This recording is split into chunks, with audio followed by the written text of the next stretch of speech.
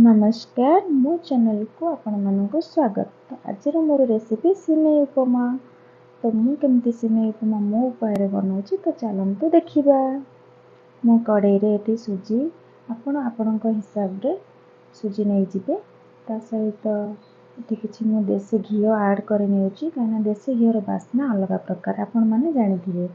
तो ये मो सुजी हल्का ब्राउन हो आसला काढ़ी नहीं सिमेई सुजी ठारू टिके अधिक ने कहीं सिमेईटी बहुत चुरचुरा चिपका हेनी। तो ये मुझे सेम देसी घी सहित भाजी नहीं जाऊँगी। देखिपे सिमेई उपमा बनला बेले सिमेई को टिके हल्का ब्राउन करके भाजबे। तो भाजी सारा पर ये कड़े रिफाइन तेल नहीं जाऊँगी। जेहेतु मु साधा बनाऊँगी तो ये बिना पियाज रसुण बनाऊँगी। तो ये मुझे जीरा ऐड कर नहीं जाइए सहित अदा को ऐड कर नहीं जाइए।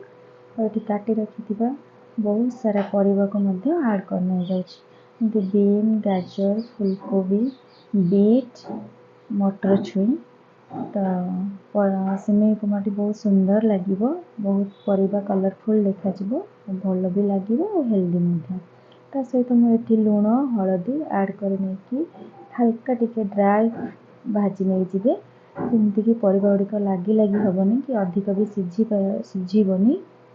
तो देखिपे मुझे गरम कर रखि पानी को ऐड कर नहीं जाऊँगी। आप चाहिए ठंडा पानी भी ऐड करें।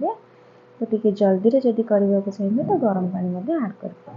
तो ये किसी स्वाद अनुजाई मुझे चीनी आउ लंका गुंड हल्का नहीं गली।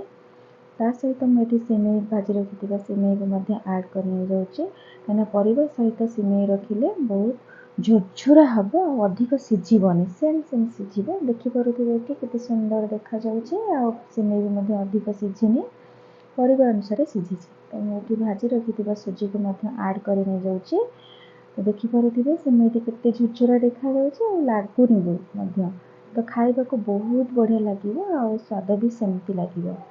देखिपे मुझे केते सुंदर देखा उपमा और झुरझुरा भी लगुच।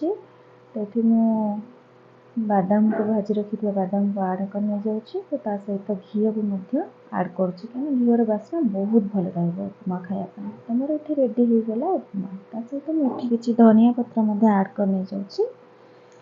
तो रेडी हो गला मोर सिमेई उपमा। तो आप ब्रेकफास्ट नहीं पारे और तार जो बास्ना देसी घी जो बास्ना देखते लुक भी कितने सुंदर देखा और झुरझुरा रही उपमा तरकारी आ सहित मटर होनी नो नो नो।